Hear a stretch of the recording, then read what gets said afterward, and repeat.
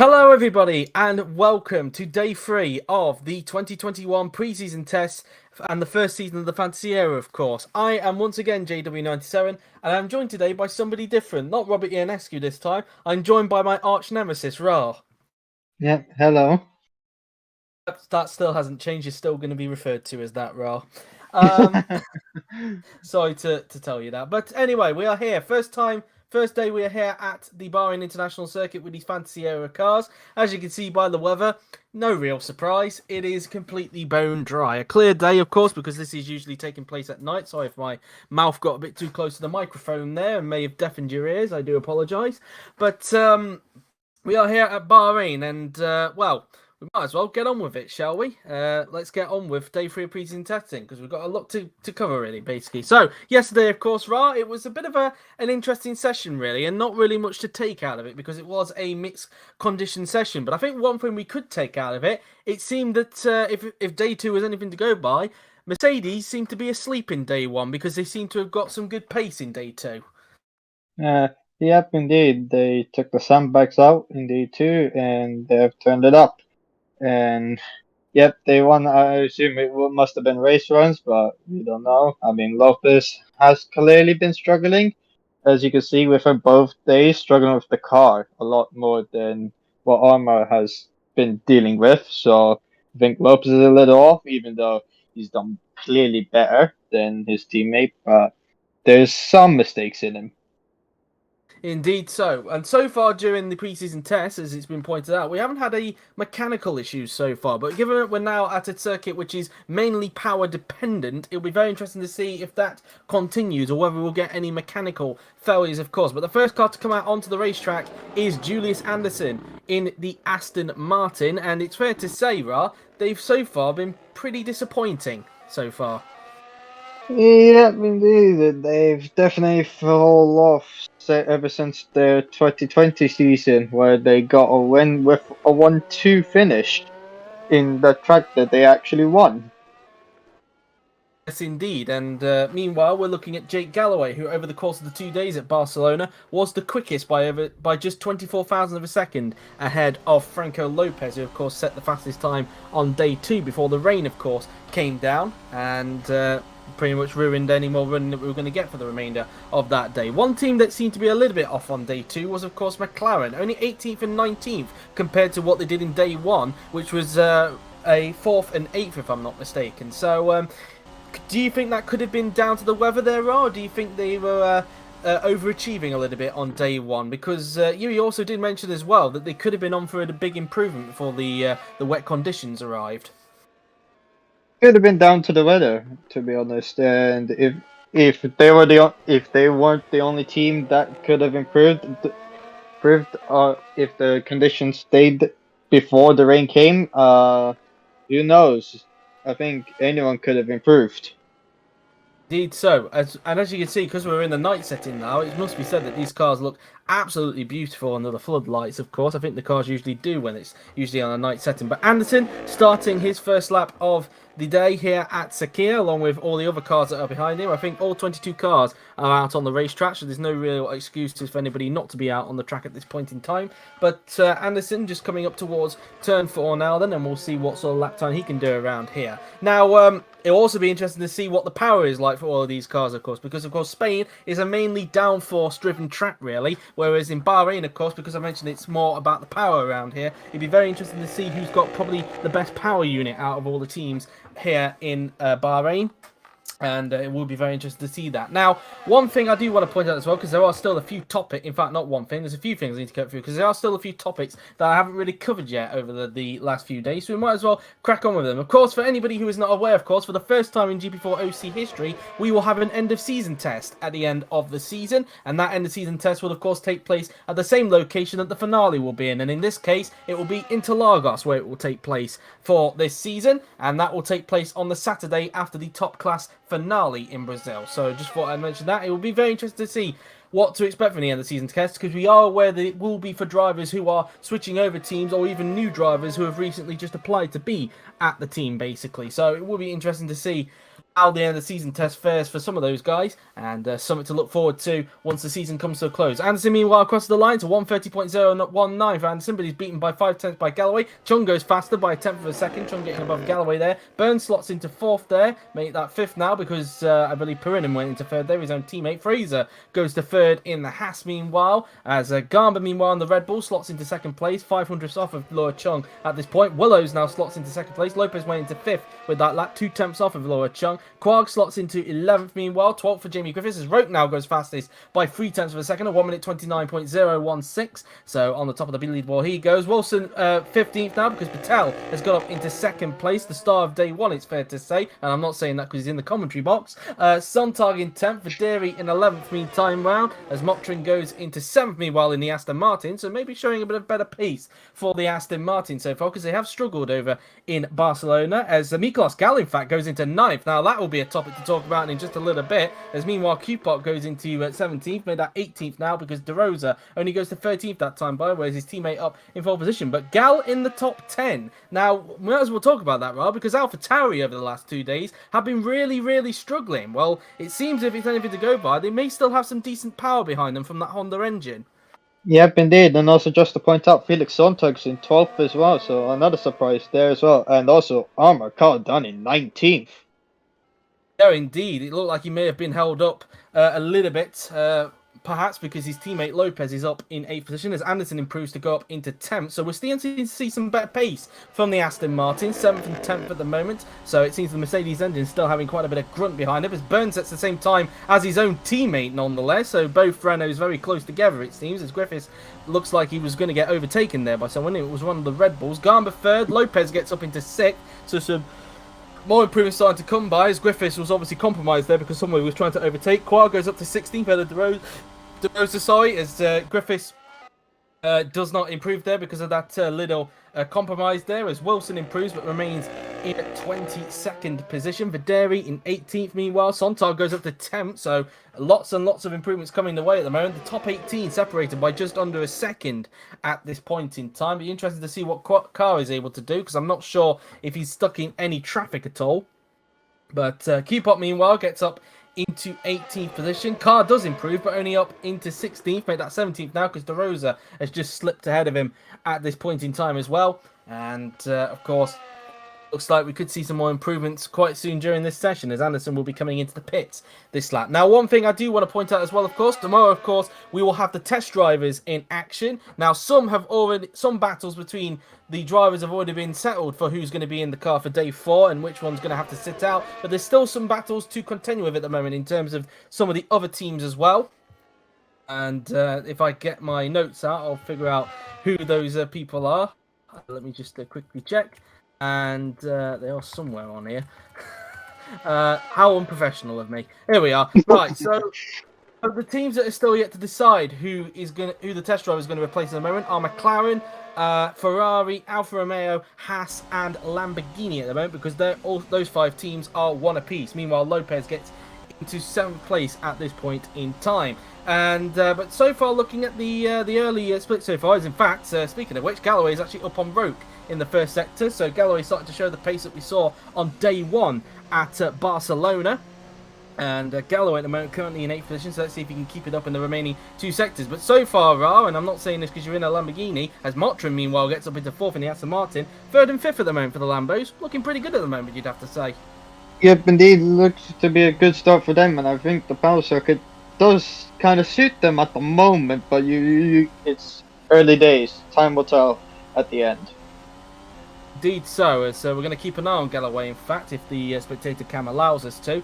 And let's see what his middle sector is like compared to George Roke. And he's actually down on Roke now in the 2nd sector. So it seems that the Ferrari just has an advantage on the Red Bull in the 1st, but not necessarily the 2nd. But I do imagine this is going to be a big improvement for Jake Galloway, of course, the man who won the Chinese Grand Prix last season. And some people expecting him, if the Ferrari is any good, to get some more wins this season. Who knows, maybe even be a championship contender, we will see. But Jake Galloway, across the line he will go. Can he, well, we don't, we've got a mechanical failure. It's Franco Gamba, as Galloway goes up to 2nd and Chung 4th. We've got our first mechanical failure, and it's the Red Bull of Franco Gamba. So what is the issue here for Franco? As we're trying to have a look, it's an electrical problem for Franco Gamba.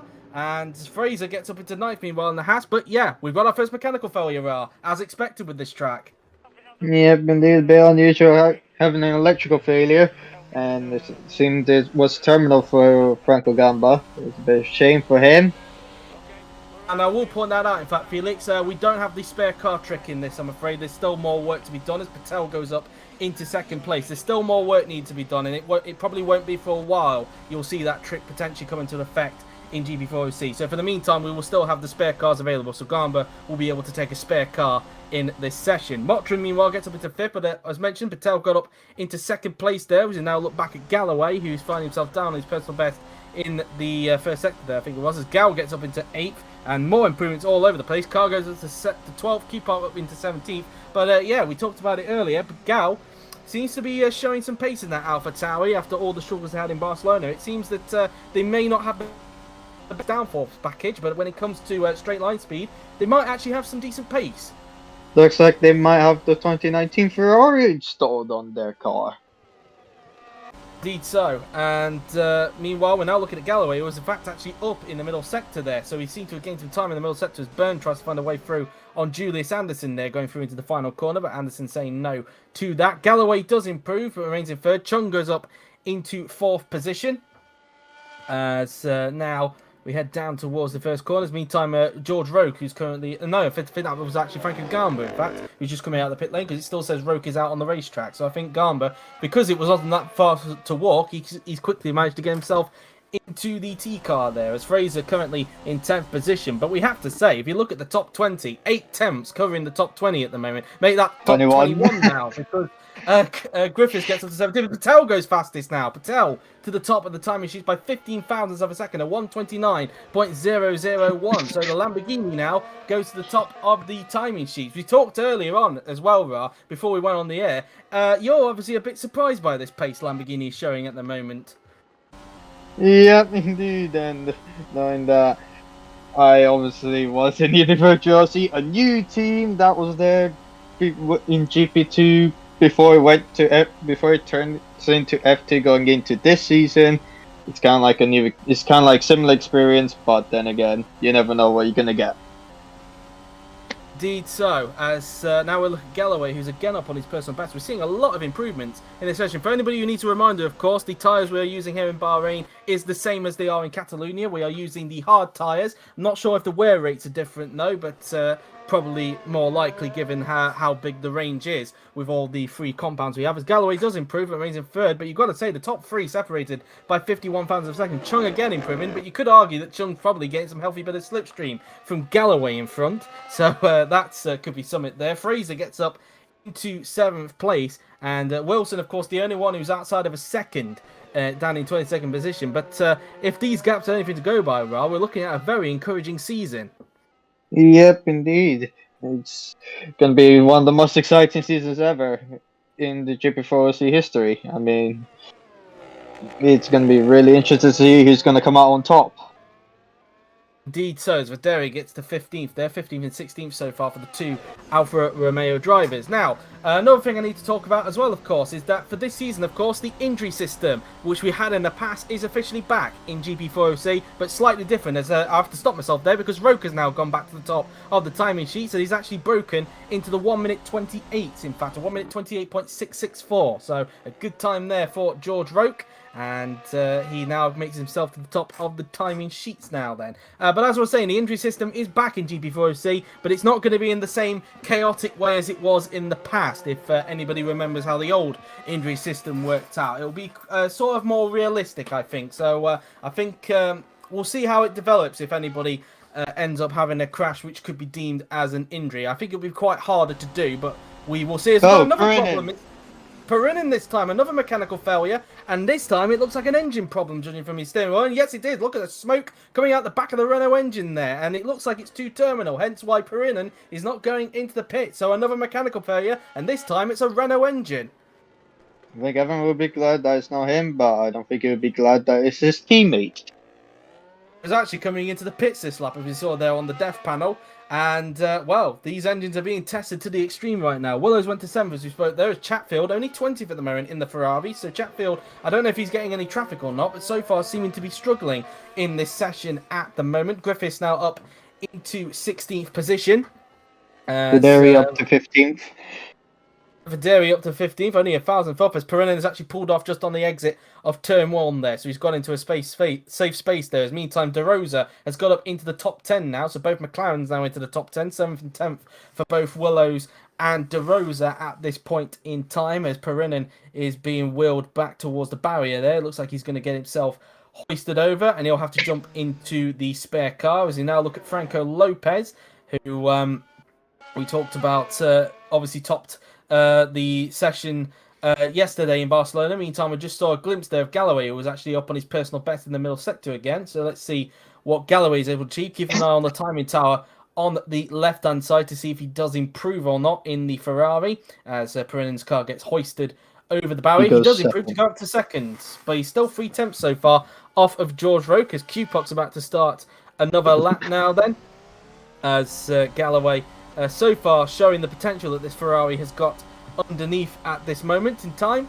And so far, the Ferrari having some good pace. Meanwhile, Willows goes up into 4th position, 1,000th quicker than the Lamborghini of Laura Chung.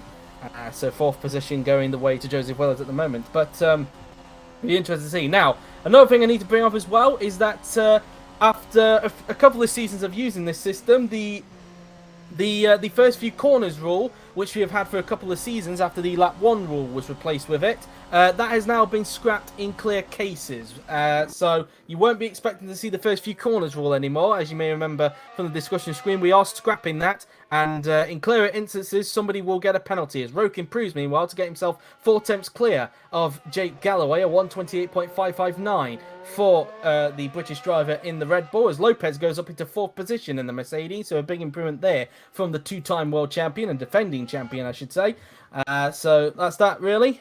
First few corners rule has been scrapped in clear cases, so be aware if you're involved in a first corner crash this time by, because you might get a penalty if it's clear that you've caused the offence. Meanwhile, another thing we need to point out as well is that after it was postponed last season because of my issues with hosting, we'll get onto that in a minute because Galloway is about to cross the line. He was on improving. Is he still going to improve? He does, to now find himself 3 tenths away from George Roke this time by, as he now goes through into the first corner, as I believe that is Perinin who's just come out. Yes, he has. He's now into the T car. So Perinin now with a fresh car underneath him after the engine failure that he had. Quark goes up into 14th as Willows goes 5th meanwhile. As I was saying, the entrance series is happening this season, of course.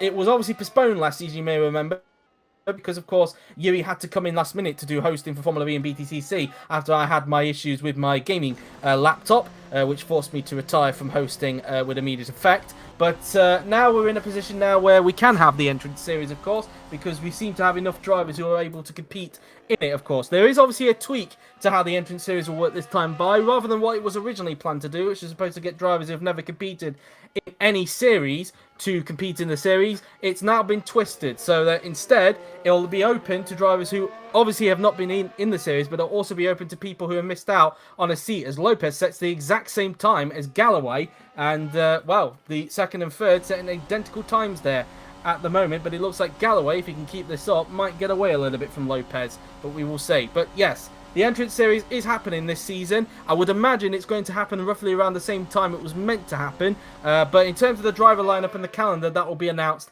at a later date. And one more thing I will mention as well, the Indy 500 sign-ups, that will happen either after the Australian Grand Prix next week, or it will happen after the Chinese Grand Prix. It will be one of the two, but expect the sign-ups to come very soon over the next couple of weeks, so to speak. So keep an eye on that one for anybody wondering about the Indy 500, of course, which usually takes place in between the Monaco and, in this case, the French Grand Prix, because France is happening after the Monaco Grand Prix, or as the race after Monaco, I should say. But so far, Roke looking pretty clear at the top at the moment, but surprisingly enough, we've just seen a lot of improvements throughout this session. Yep, indeed. So far, lots of improvements. There are a lot of time to find, and so far it's been the most chaotic preseason testing ever. Indeed so, and well, it's really hard to tell who's got the quickest car at the moment. But so far, if Roke can keep this up, he'll be the third different driver to top the preseason test so far this season. Because of course, on day one we had Jake Galloway top the session. We then had Franco Lopez top yesterday, and so far Roke is topping this session. But so far, it seems that Honda have got a decent power unit underneath them. It's fair to say. Although I would argue, judging from the Sector 1 pace that we saw from Galloway, maybe the Ferrari could have a little bit of an edge on them. But who knows really? It's all quite early days, and it's quite difficult to tell who's actually got the quickest and who's got the slowest at the moment. Well, we think that the Alpha Tauri is one of the slowest, but it seems, as we've seen right now, with Galloway up in 11th, they still seem to have some decent pace down the straight, thanks to that Honda engine they've got in the back of their cars. Perinen in the spare Renault goes up into 9th position, so at least one Renault is now able to break into the top 10, as his teammate Byrne, who's currently down in 13th position, as Videri makes his way through the second to last corner there. We're now looking at Felix Sontag, who's coming back into the pits this lap. And Williams, I think it's fair to say, Ra, over the previous 2 days, I was a little bit disappointed by, because I was expecting them to make an improvement this season after what they were capable of last season. But so far, it's not looking good for them at the moment, it's fair to say. Yep, indeed. It's not been the best of pre-seasons for them, unfortunately, and it's unfortunately not going to continue at the moment. No, definitely not. We're now looking at Chris Chatfield now then. He's currently down in 20th position. He's got some clear air in front, so maybe we'll be able to see a big improvement from Chatfield on this lap, but we will see, of course. As mentioned, his teammate is up in second place. Carr, meanwhile, goes up into 14th position, gets above Roman Quark, his former teammate, in fact, from 2015, because the pair of them used to be teammates at Williams back in 2015. And meanwhile, Videri over a second off his personal best in the first sector. I wonder if he's running a race simulation during this session. Who knows, really. But as we now look at Joseph Willows, who's now going out onto the racetrack now then in the McLaren, currently in 5th position at the moment, and so far having a pretty strong day at the moment in that McLaren. But judging from yesterday, it's pretty hard to tell where the McLarens are at the moment, Ra. As speaking of Willows, he was 5th, but he's now dropped to 6th because Perinen has now gone up into 5th position. But as I was saying, pretty hard to tell where the McLarens are at the moment, Ra. Indeed, I mean, of course, it's unpredictable and pretty hard to tell what the McLarens are. And yeah, they're in the mix, but you never know where would they be. Indeed so. As meantime, Julius Anderson has come out onto the racetrack. He's actually down in 19th position at this point in time, whereas his teammate Motrin is currently in the top 10 at the moment. Well, we know that Julius will be taking part in day 4 tomorrow because he actually beat Motrin in both days at Barcelona. So we know that Curtis will be replacing Motrin tomorrow in the Aston Martin when the test drivers are in action. So yeah, it'll be very, very interesting to see what Curtis is able to do. I mean, a lot of people believe he should be on the top class grid, really, and he only sadly just missed out after winning the GP2 title last season, but I'm pretty sure he is determined to try and have a very good season this year and hope to get in the top class very soon. Meantime, Franco Lopez has got up into second place now. He's got above Jake Galloway and now finds himself 3/10 behind George Roke at the moment, so the two-time champion now slots himself into second place. Dairy now makes his way through into the hairpin and using all the curb on the outside there. Same goes for the Haas behind, as now Roman Quark makes his way out onto the racetrack, his teammate. And Quark has looked, it's fair to say, looked pretty decent in that car so far. Yep, indeed. He's not lost anything ever since he moved to DTM. In 2017, yeah. Yes, indeed. Obviously, last time he was in the top class was 2016, of course, when he was at Williams. Obviously, he was a test driver for Ferrari in 2017, so he's got a little bit of experience with the Ferrari engine, but of course, I don't think it's the same Ferrari engine that we had back then, because, of course, as you know, they obviously struggled last season with quite a deficit on their engine, and so... But it looks like Ferrari might have found something to get some pace back, it seems, judging from Galloway's pace. We'll have to wait and see what Chatfield is able to do. In fact, Chatfield's up in 14th, in fact, so he has actually made an improvement whilst we've been talking there. He's actually got above Armar Carr. Meantime, Evan Byrne has made sure that both Renaults are now into the top 10 because he goes up into 4th position, just 500s off his former teammate, Jake Galloway, in fact. So up into P4 goes the Irishman as Ray Horvatel just came out the final corner there. Currently in 5th position is the Indian driver. And helmet, of course, created by yours truly. Hope you like it, Ra. So as as now we look at George Roke, who's now just come out onto the racetrack. And Roke, of course, we know he won't be in the car tomorrow, of course, because Garma beat him in both days in Barcelona. But so far, it seems that he's adapted very well. And seems to have, how could I put it, basically readjusted himself back at the Red Bull family after last being there in 2006. Yep, indeed. It's been long since he was back at Red Bull. He's finally back, and yeah, he's gotten into it. I mean, he's he's having a familiar teammate of Franco Gamba, who he has beaten it when he was at Haas. So yeah, it could be similar times when he was at Haas. Maybe he could beat him there. Who knows, really, as we now look at Rahul Patel in the Lamborghini as he makes his way out of the support pit straight there, and where also the drag strip is here in Bahrain. And the Lamborghini going very strong, it's fair to say. A lot of people have been very surprised by their pace so far in testing. Well, with just over 21 minutes to go, this is what the leaderboard currently looks like. Hopefully nobody improves by the time I'm reading. George Roke currently at the top, with Franco Lopez in second, Jake Galloway in third, with Evan Byrne fourth, Rahul Patel in fifth, followed by Jesus Perinen in sixth, Joseph Willows in seventh, with Laura Chung eighth, Franco Gamba in ninth, Roland Motrin in 10th, followed by Daniel Fraser 11th, Kirishima De Rosa in 12th, followed by Miklos Gal 13th, Chris Chatfield 14th, Amarkar 15th, Roman Quark in 16th, with Felix Sontag 17th, Andre Videri 18th, Jamie Griffiths 19th, Julius Anderson 20th, David Cupot 21st, and Amelia Wilson in 22nd position. There's Perinin there trying to get by on one of the McLarens there. Not sure which McLaren it is he's trying to overtake there.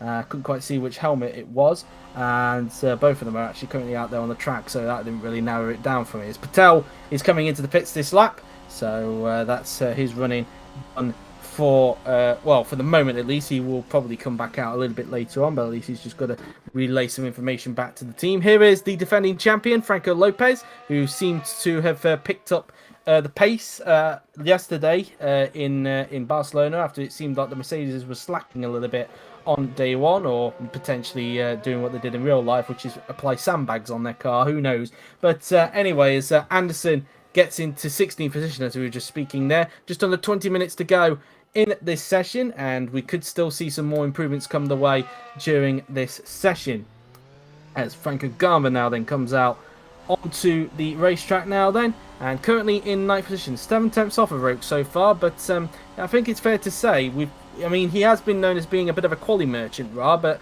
I think it's fair to say Franco Gamba could be a driver under pressure this season, given that last season a lot of people said he was very lucky to keep the Red Bull seat. Yeah, yep, indeed. Who knows? If he has a season like what he had in 2020, who knows? We might have more drivers coming in for that Red Bull seat. Definitely so, and that'll be something to keep an eye on. And as well, the only people who have we've had 2 mechanical failures so far. Dennis, just answering the question in the stream chat. We've had Franco Gamba, who had I think it was an electrical failure, and then we had Jesus Perinin, who had an engine failure. So we've had 2 failures, a Honda and a Renault failure, but so far they're the only 2 we've had so far in this session, and they were actually a while ago. In fact, they both have been in the spare cars now for quite a while. Of course, we still have the spare cars, for anybody wondering. I know we've been trying to trial out a system where the spare cars will no longer be a thing in the OC, but at the moment it's still a work in progress. That system is after a discovery was found on Grand Prix 4, really. So anyway, back to the action. Andre Videri's just come out onto the track. The Alfa Romeos, well, I said earlier they were looking pretty decent earlier on, but now they find themselves down in 17th and 19th. So in actual fact, it's not really going well for them at the moment, Ra. Yep, indeed. It does seem like they might have pretty much a draggy car at the moment. Potentially so, but who knows really at this point in time, as David Cupot makes his way out onto the racetrack at the moment. Just looking at the gap between himself and Miklos Gal, it's only 4/10 really. It just shows how close it is in the pecking order. But so far, Gal having a much better day in the AlphaTauri than we saw in the previous 2 days, of course. And it's probably these tracks where the AlphaTauri may come alive this season. Tracks that require mainly high speed rather than just rather than catering to downforce like we saw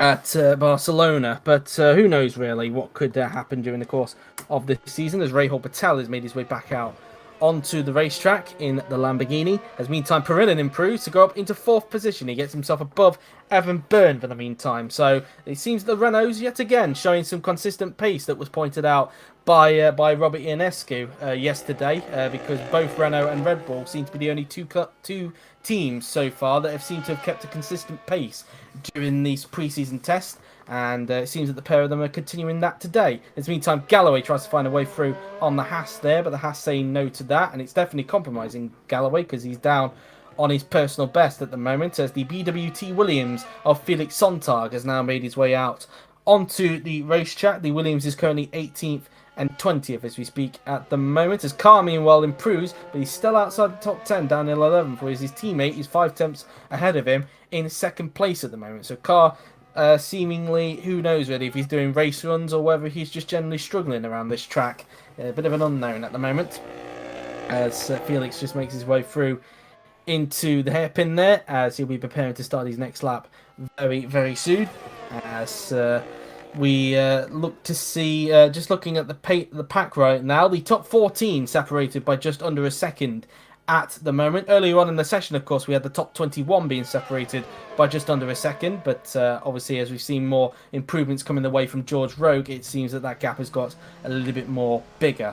As now we look at Evan Byrne, who's just made his way out onto the racetrack now then, in the blue, black and yellow Renault, as he will now be looking to see if he can try and improve on his current time at the moment, which is he's currently in 5th and just specifically 37 thousandths behind teammate Hayes' Perrin at the moment. Anderson and Vaderi were able to improve there. We just saw Anderson get above Chatfield there to go up into 15th, 17th for Andre Vaderi at the moment, as Galloway's still stuck behind Amelia Wilson, but he's coming into the pits this lap, so Galloway will have to hope that he can find a clear bit of track next time he goes out onto the racetrack. But so far, pretty good day for the moment for Jake Galloway, and the Ferrari does seem to have some very good pace at this point in time, as Griffiths now then makes his way out onto the racetrack now then, with just over 15 minutes to go now then. As his teammate, of course, is also out there on track at the moment, so we'll have to see if he's able to improve on his lap at this point. As so far, it has seemed like what some people were predicting yesterday. We're seeing a change in the pecking order, judging from the type of track. Of course, Yuri mentioned, of course, that the pecking order could change depending on the type of track that they go to in certain areas of the pecking order, of course, and it seems that that is come true at the moment, because we can see that Gal is having a much better day than what the AlphaTauri has had at Barcelona. We've also seen that it seems that the Astons seem to be a little bit better around here as well. You can see that Roland Mottrid currently in the top 10, because of course at Barcelona they were outside of that pace, but yeah, it's fair to say the Astons have had a much better day of it so far compared to what they've had at Barcelona. Yep, indeed. It seems that they're much better in the straight line compared to what they are in the corners. Meanwhile, speaking of Aston Martins, as we were talking there, Anderson has actually got up. In fact, he stays in 15th, but he was able to improve on his better time. Chatfield seems to be struggling so far. I don't know if he's doing what Carr is doing, potentially doing race runs, but in fact, that's actually the real answer there. He actually locked up going into turn 4 there, so that could have compromised him a little bit there. So a little bit of an error there for Chris Chatfield, as he adjusts to life of being a Ferrari driver this season.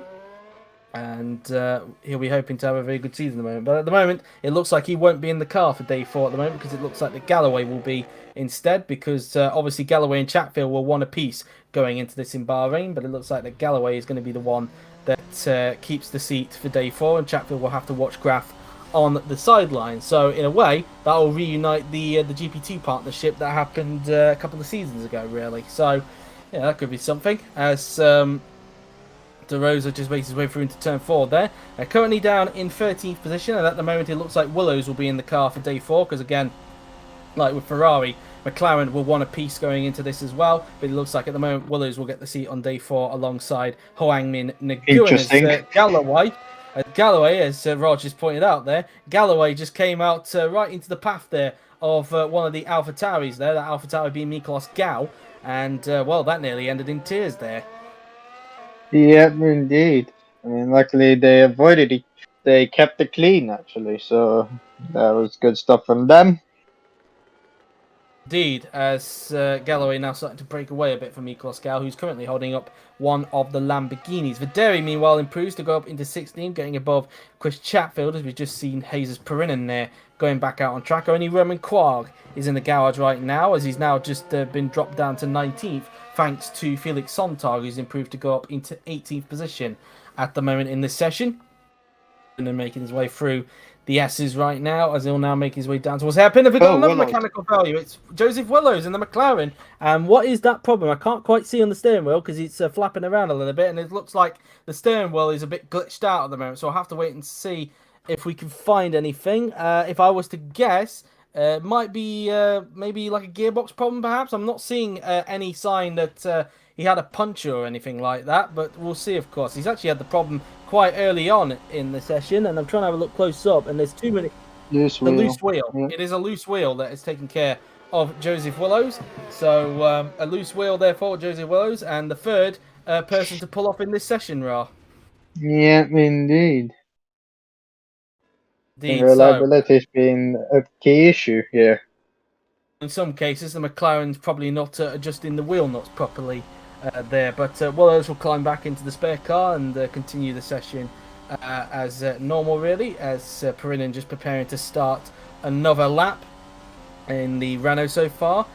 Currently 4th and 5th at the moment for the two Renaults, and as Perinen will make his way towards the final corner to start his next flying lap. And so we'll have to see if he's able to find some more improvement at the moment. Only finding himself at the moment 16 thousandths behind the man that he's actually replaced at Renault, that being Jake Galloway. And of course, Jesus is highly touted in this series after what he did in 2019 in BTCC, where he completely dominated the season and was able to win the team's championship as just a solo car entry. And of course, that's the only memory that people seem to know about BTCC, to be quite honest with you. But anyway, as Bug, meanwhile, just came out in front of him at the moment, so I don't know if Perinen is going to get affected a little bit by, in fact, ironically, the guy who was actually fighting for that second Renault seat, Roman Quark. But of course, in the end, Perinen just grabbed the seat off of him, and that's why we've got Quark in the Alfa Romeo, because he was able to win that battle to partner alongside Andrea Videri. Just over 10 minutes to go in this session, and so far it seems that things have started to calm down a little bit at the moment, but you never know, they could start picking up towards the end, as we've seen in previous seasons during these pre-season tests. So Perinen getting some slipstream there from Quad, but ideally I think the Spaniard would like to try and see if he can get past him if he can. As Quark makes his way through the long swooping right-hander now then, as now they go into the second to last corner. And let's see what Perinen is able to... can Perinen get by him into the final corner? Let's see what the power is like between the Ferrari and the Renault now then, heading into the final turn. And Perinen gets him quite easily there. So it seems like the Renault having some decent pace. Maybe the car is still draggy like we've seen in the past couple of seasons with the Renault when it comes to the straight line speed. Joseph Willows has now got out into the spare car now then. So he's now getting back out there to try and do some more laps in the McLaren and seeing what's what, really. But Perinen now has a clear run on his laps, so we'll see if he's able to find some improvement now that he's got some clear track in front. Meantime, Felix Sontag has improved to go up into 17th as we view his teammate Jamie Griffiths, who's holding up Franco Garma at the moment in the Red Bull. And I know that's Franco Garma because, of course, Franco has the Honda logo on his rear wing, whereas Roke has the Acura logo on his rear wing. And, of course... Oh, my, that was unexpected. That was a bit naughty there from Franco Garma. He's taking out Jamie Griffiths completely there. So, I don't know. Was that a little bit of miscommunication there, Ra, do you think? It could be. I don't think he was making an error, Griffiths. No, it just looked like it may have been a bit clumsy there from Franco Garma there, as he's completely destroyed the rear end of Jamie Griffiths' car. But that's the first crash we've seen in the fantasy era, and it hasn't even been the start of the season yet. Yeah, indeed. Pretty unusual to have a crash in testing, but it's happened. Indeed, and Garma will have to make his way back into the pits to get a front wing change at the moment. Garma currently lying in 9th position. So you can see just in the distance there how much the front wing continue to basically fly away at such speed there from the Red Bull. But that's the first crash we've had here in preseason testing, and it's come courtesy of Jamie Griffiths and Franco Gamba. And I'm pretty sure Griffiths is not going to be particularly happy with that one. And as people pointed out there, the barrier completely stopping him there. I wonder what the G-forces was like when the car came to a sudden stop there. But anyway, speaking of Red Bull, here is Franco Gamba's teammate, George Roke, currently at the top of the session. There has been for most of it, it's fair to say. And, well, I think it's fair to say, Ra, I touched on it a little bit earlier, but Renault and Red Bull continuing their consistency that we saw in the previous 2 days. Yep, indeed. Consistency is key for those two, and it's going well for them. Franco Gamba, of course, a bit off, but I think he will start to get there. But so far, so good for Renault and Red Bull. Yes, indeed. And yeah, so that could have been classed as an injury system there if we were actually in the season. But of course, given that this is testing, it's not going to count towards it, of course. But that could have been an injury system thing there. So that's obviously something the drivers have got to keep an eye on there. But,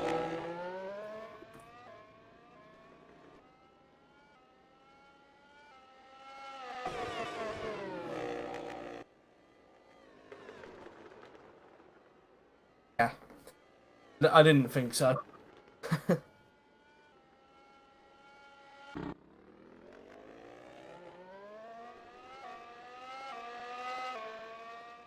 Okay, as now we look at Jamie Griffiths, who has just come back out onto the track in the spare car now, but probably a little bit red misted by what's just happened there during the practice session, during the testing session, I should say. Just under 7.5 minutes to go now on this third day of preseason testing. For half of the drivers here, this will be their final day in the car, as of course the test drivers will be in action tomorrow. And of course, we will go through that tomorrow morning. Tomorrow morning? What am I talking about? Tomorrow, during the final day of preseason testing, to let you know which drivers are replaced to. Meantime, Amar Khan has finally got his Mercedes now up into the top 10. He's now got up into 8th position as he finds himself just squeezing in between both Willows and Chung there. So gets himself into 8th as his teammate, meanwhile, Franco Lopez, is getting held up by Amelia Wilson. And one thing that Mercedes want to ensure this season, Ra, they need to stop crashing into each other. Yep, that's the biggest goal that they need to achieve. But apparently they didn't Apparently they didn't hear Yuri there. Basically what he said, I think he just basically reiterated what he just put in the stream chat, basically, which was basically him saying that we can't use the injury system at the moment for both practice and qualifying sessions or even testing sessions because we haven't got the spare car system to work yet. It will only be for races at the moment. But as soon as that system is able to work with the spare cars, then the injury system can pass over to practice and qualifying and testing sessions, of course. But for the meantime, they're not going to be.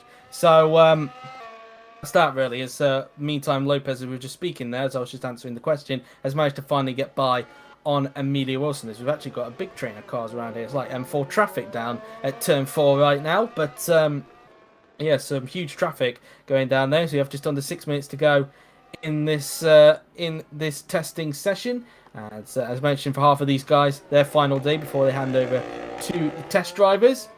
And of course, I'll mention that on Twitter, and of course tomorrow as well when we get to testing. As Garma gets out with a new front wing, and he's back out onto the racetrack. Car improves a little bit further to now find himself 4 thousandths behind Joseph Willows at the moment.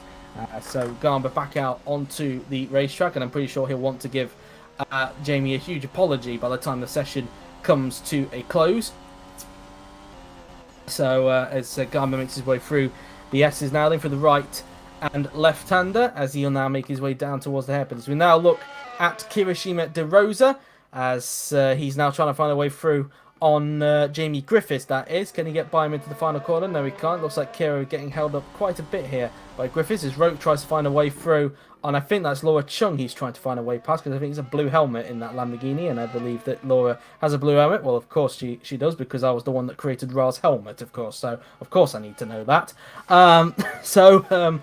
As now we look at Perinin, who just goes around turn 4. He's gone back out onto the track to see if he can try and find a little bit of a further improvement. Only Gao, Sontag and Wilson are in the pit lane at the moment. So far, it's been a much better day for Miklos Gao in the AlphaTauri, but unfortunately he won't be in the car for tomorrow, of course, because Quark beat him in the previous 2 days, so Prix will be replacing him tomorrow in the AlphaTauri. It's just saw Vaderi there just have a lockup going through into turn 1 there, as he's pushing a little bit too hard, it's fair to say, in that Alfa Romeo, but not the best of days, it's fair to say, for Alfa Romeo. Of course, it's 14th for Vaderi, but only P19 at the moment from the 3-time race winner and the 2014 runner-up, Roman Quark, at this point in time, as Galloway is now in the pits, as I was just talking there.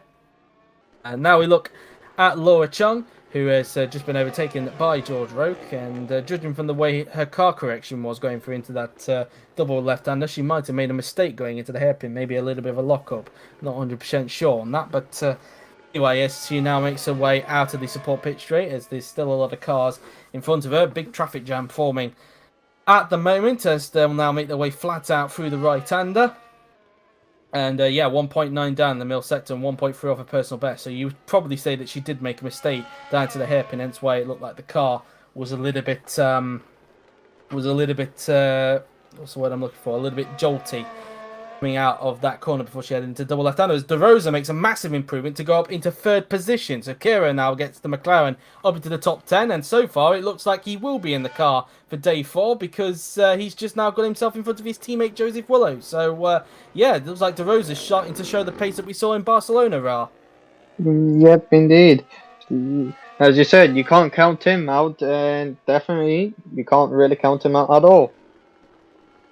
Yes, indeed. And so far, it seems as Chung, after getting held up by Wilson there, just able to get past her into turn 4. But yep, so far, De Rosa showing some good pace. And I did mention yesterday, of course, after his brilliant season last season, despite the problems, which got him a tier 1 rating in the not the performance ratings, the sign-up ratings. He may be one to look out for. The McLaren is very competitive this season, but consistency might be a thing that needs to be kept an eye on for McLaren. Who knows really? We're now right on board with Felix Sontag, who's probably got 2 more laps left, judging from the fact that we have just over just under 2.5 minutes left this session, as Miklos Gal comes out to do 1 more flying lap to see if he can find anything else to squeeze out of that Honda engine, which is giving him a much more encouraging day than one that he had at Barcelona, but still not completely ideal what Gal was expecting when he returned to the team for this season. But I think he was aware of the challenge that was presented to him, and he'd be hoping to turn the misfortunes around in this long-term project that he's talked about on Discord. De Rosa, meanwhile, improved a little bit further to now find himself exactly 4 tenths behind Rope, but still in 3rd position at the moment. And it looks like Galloway might not be going out again, so it looks like he might not be getting into the top 3. Same goes for Rope, but we'll wait and see, of course, the timer ticks down. And if it goes past 1 minute 28, then we know for sure that those 2 are going to be done for the day. And so is that Renault in front, in fact. They're going to be done for the day, whichever Renault that was. And I think that was Evan Byrne, in fact. So, yeah, Byrne's done for the day. Now we're going to ride on board for the remainder of the session. So, Garma crosses the line. No improvement. Stays where he is at the moment. Here comes Chris Chatfield in the Ferrari. He has been struggling in this session and continuing to struggle because he's still in 18th position. So not been a very good day for Chris Chatfield, and it looks like he's not going to be in the car for day 4. Rahul Patel doesn't improve, stays where he is. Gal will get 1 more lap underneath his belt. Here comes Roman Quark in the Alfa Romeo. Comes down at the pit straight, probably getting a bit of slipstream as well for Miklos Gal in front, as Quark will now cross the line and does not improve, stays in 19th position. Here comes Jesus Perinen in the Renault now then, as he makes his way down towards the final corner. And Perinen now then onto the pit straight he will now go, as Perinen now then comes across the line now then. Can he find some time in the last sector? I doubt it, but let's see. The Spaniard crosses the line and stays in P number 5. Here comes Kirishima De Rosa. In fact, he's coming back into the pit, so his session is done with, as Lopez is up on his personal best. So let's see. Could he potentially try and dethrone Roque? At the moment, he seems to be down on him in the middle sector, but it looks like it could be an improvement for the 2-time champion across the line, and he does improve to go within 2 tenths of Roque. So he remains in second, but improves on his best time. Here comes Julius Anderson across the line, and he stays where he is, which is in a 16th position. So not a very good day for him indeed. And once again, the 2 Aston Martins find themselves outside the top 10. Fraser, and I think that was Wilson, weren't able to improve. 7, 6, 5, 4, 3, 2, 1, 0. Checkered flag is now out, and that's the end of the session. And Quark just about able to get 1 more lap in. So Quark was the last one to cross the line there. Here comes Franco Gamba. Cross the line he will go in the Red Bull. Can he improve? No, he can't. Stays down in 11th position, so not the best day for Gamba. As Chatfield crosses the line, no improvement. A dreadful day for him down in 18th. Willows doesn't improve, stays where he is. Patel crosses the line, and he doesn't improve either. Felix Sontag crosses the line, he will go in the Williams, and he stays where he is for the moment. Here comes Miklos Gal in the Alpha Tauri. So far he's down on his personal best, and it looks like he's not going to improve any higher than 15th, but at least he's got himself under a second behind George Roke. He does not improve, same goes for Quark. Carr didn't do enough to do another lap, so he's just getting some mileage in. Perinen's coming into the pits, so his session is done with, as Galloway just getting some mileage in. As we now look at Lopez, who's continuing to improve, but again down on Roke in the middle sector by 0.125 seconds. As let's see how much of an improvement this lap will be for the two-time champion, as Lopez makes his way onto the pit straight now then, and across the line will go the defending champion. Lopez across the line he will go, and he improves to be within a tenth of Roke, so he remains in second but 0.158 off of Roke. Here comes Julius Anderson. Across the line he will go, and he stays where he is. Chung crosses the line, she stays in 10th position. Amelia Wilson crosses the line, and she remains in last, as Daniel Fraser couldn't get any slipstream from his teammate there and stays in 13th. Q-Pot, the last driver to cross the line. It doesn't look like he's going to improve. Cross the line will go the German, and no improvement. And that's the testing session done with. Roke fastest, with Lopez second and De Rosa third. So what did you make of that session overall, Ra? Yep, the field spread's been pretty closer than expected compared to Barcelona. A lot of changes within the field. Of course, it's unpredictable with Rogue is there, with the Renaults as well. Lopez and De Rosa doing well. Also, the Lamborghinis doing also quite well, getting both their cars into the top 10. A bit disappointing for Franco Gamba, but yeah, it's been a bit of a shaky day 3 for him. Indeed so, and George Roke top in the end of day 3, but of course we know he's not going to be in the car for tomorrow, because of course Franco Gamba beat him in both days at Barcelona, so Daniel Adventure of course will be replacing Roke in the Red Bull. So that has been it then, that has been it for day 3 of pre-season testing. Hope you have enjoyed it. Another very interesting session indeed, and we've had a third different driver top the pre-season test. Will we have a fourth tomorrow, or will either Lopez or Galloway top the session on day 4? It will be very, very interesting to see. But that has been it then. We will see you tomorrow at the same time, 4:30 p.m. BST, for the final day of the 2021 preseason test, and the final day here at the Bahrain International Circuit course, where we will have the test and reserve drivers in action as well. So it'll be very interesting for tomorrow. But that has been it. Hope you enjoyed it. Thank you very much for watching. I've been JW97. He's been Ra, and we will see you tomorrow at 4:30 p.m. BST for the final day of preseason testing. Till then, take care.